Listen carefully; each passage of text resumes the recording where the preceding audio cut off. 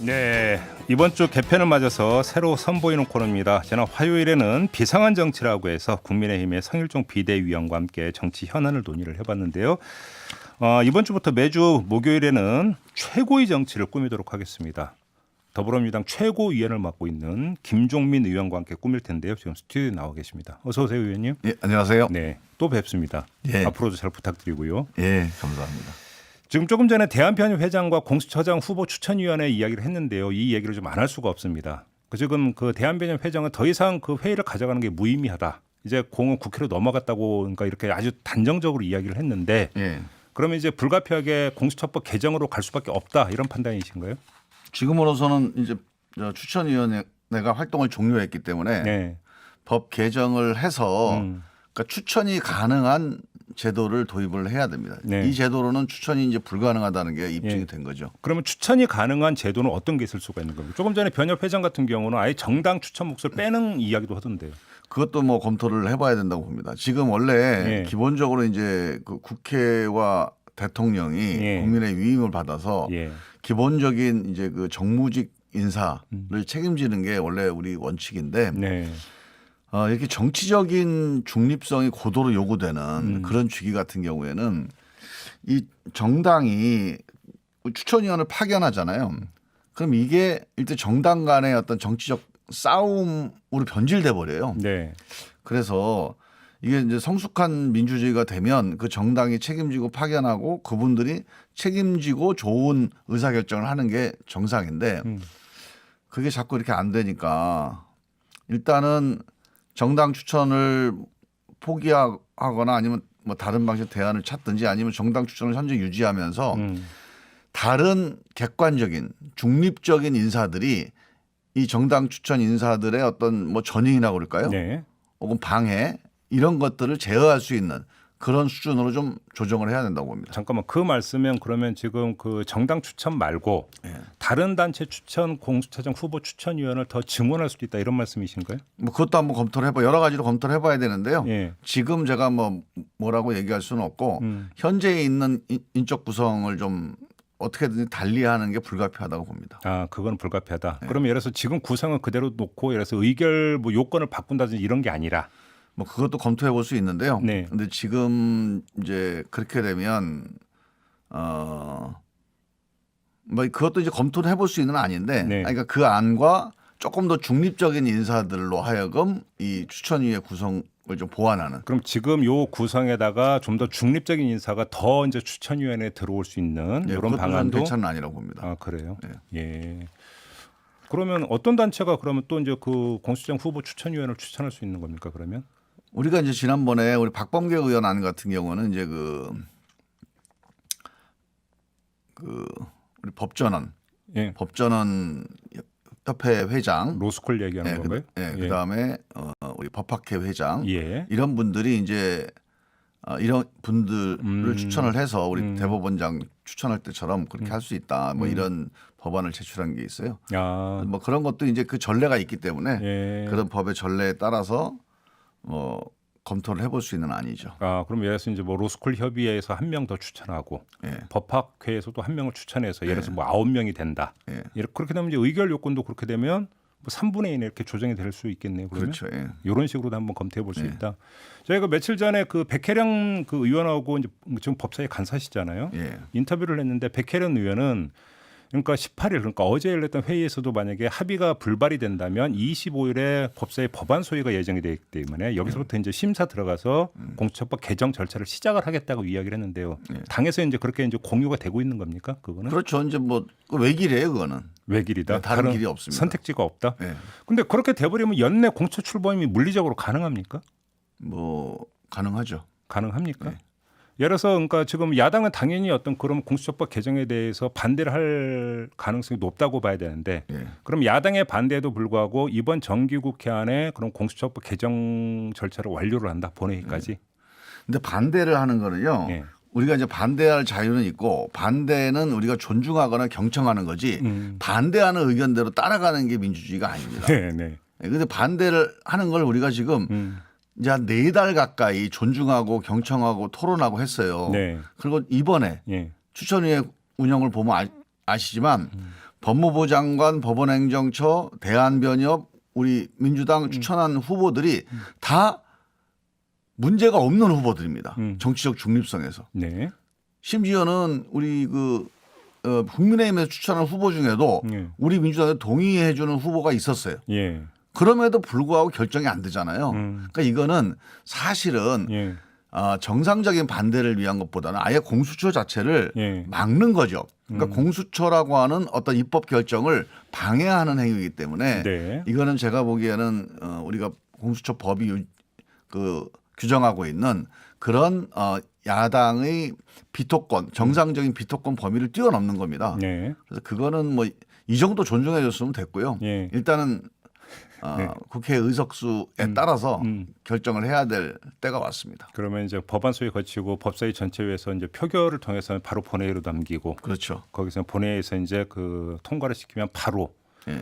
근데 법률의 효력은 바로 발생이 됩니까? 그러면? 네, 그건 뭐 이제 법률 결정에 따라서 그렇게 하면 되죠. 그래요. 그러면 연내에 이제 공수처장 후보 추천이 다시 구성을 해서 추천이 구성되고 논의하면요, 네. 사실은 그 방해할 의사만 없으면 그 검토하면 바로 결정할 수가 있어요. 왜냐하면 이미 추천을 할 때 네. 그 자격이 되는 분들을 중심으로 추천을 하거든요. 네. 검증 절차라고 하는 게 그게 뭐 복잡할 게 없거든요. 근데 만약에 이제 그 민주당에서 그런 식으로 해서 법을 개정해서 공수처장 후보 추천 절차를 다시 개시를 하는데 예. 국민의힘에서 그러면 들어가서 반대를 하는 비토권은 이게 아니라 그러니까 그 새로운 공수처장 후보 추천위원회 가동을 비토할 수도 있는 거 아니겠습니까? 그래도 간다.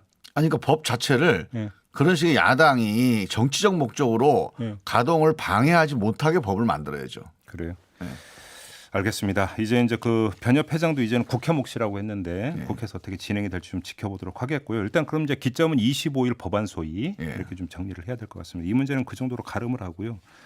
이거 지금 최고위원이시니까 당의 지도부시잖아요. 예. 수석 최고위원이신데 예. 좀 명확하게 좀 답변을 해주세요. 중대재해기업처벌법 어떻게 한다라는 게 당의 입장입니까?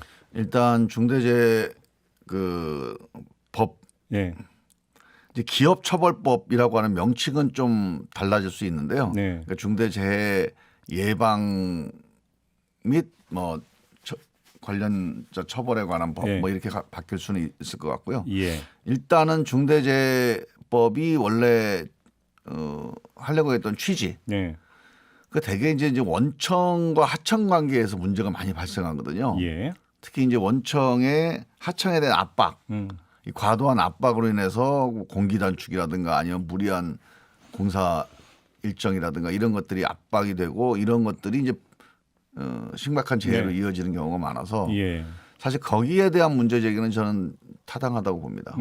근데 이제 여기에 어떤 문제가 있냐면 이 중소상공인들까지 다 포괄이 되게 돼 있어요. 네. 이 법에. 네. 그래서 과연 그 범위를 어디까지 할 거냐. 박주민 의원 안 같은 경우는 4년 유예안 같은 경우도 내놓고 있는데 네.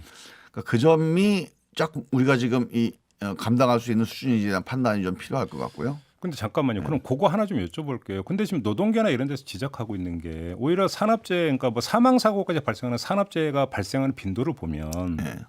오히려 중소사업장에서 많이 발생을 하는데 이거를 예외로 놓거나 유예를 해버리면 사실은 이건 문제가 있는 거 아니냐 이런 지적을 하거든요.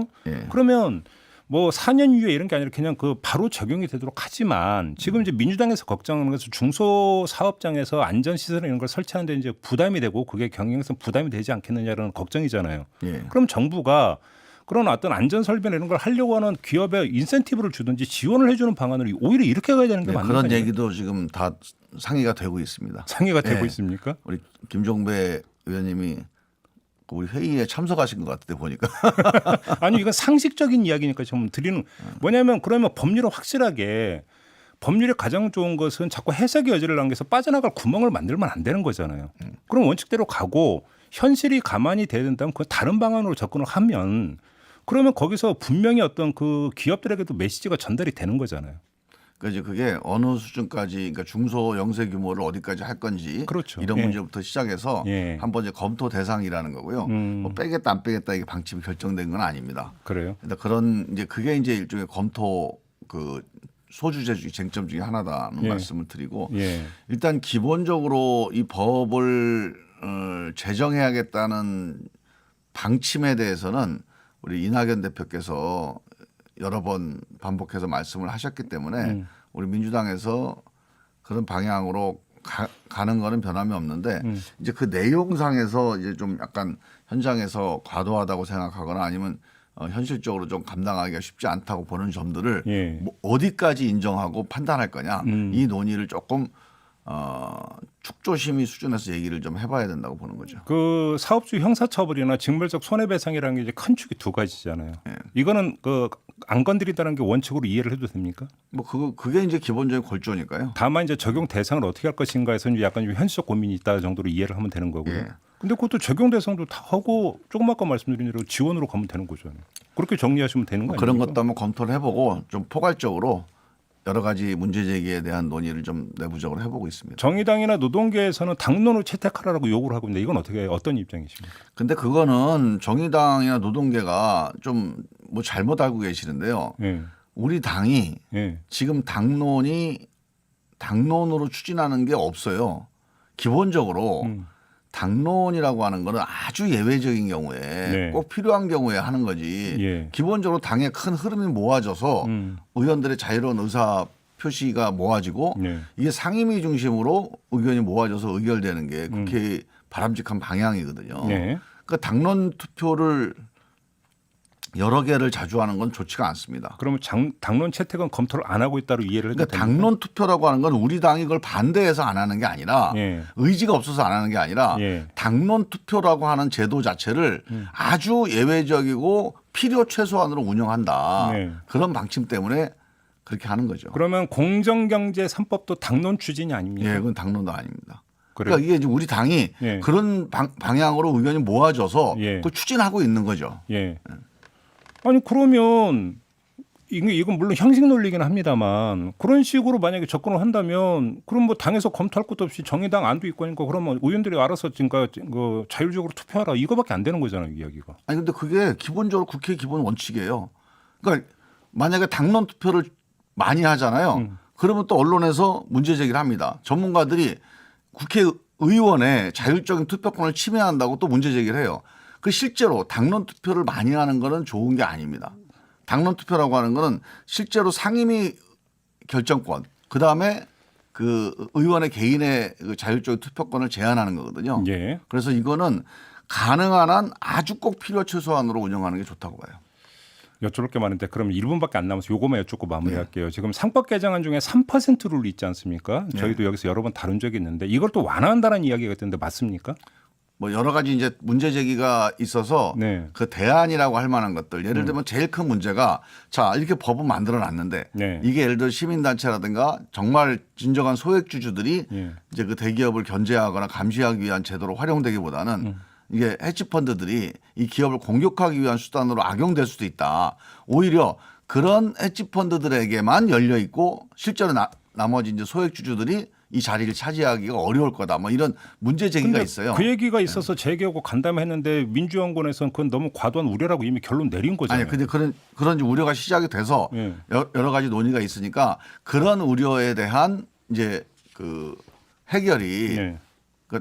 될 수 있는 최선의 안이 뭐가 있느냐 이런 검토를 좀 하고 있는 겁니다. 방향은 걸로 갑니다. 알겠습니다. 요 입법안은 좀 나중에 다시 한번 좀 논의를 해보도록 하죠, 의원님. 예. 네, 오늘 여기서 마무리를 해야 될 것 같습니다. 더불어민주당의 김종민 최고위원이었습니다. 고맙습니다. 예, 감사합니다.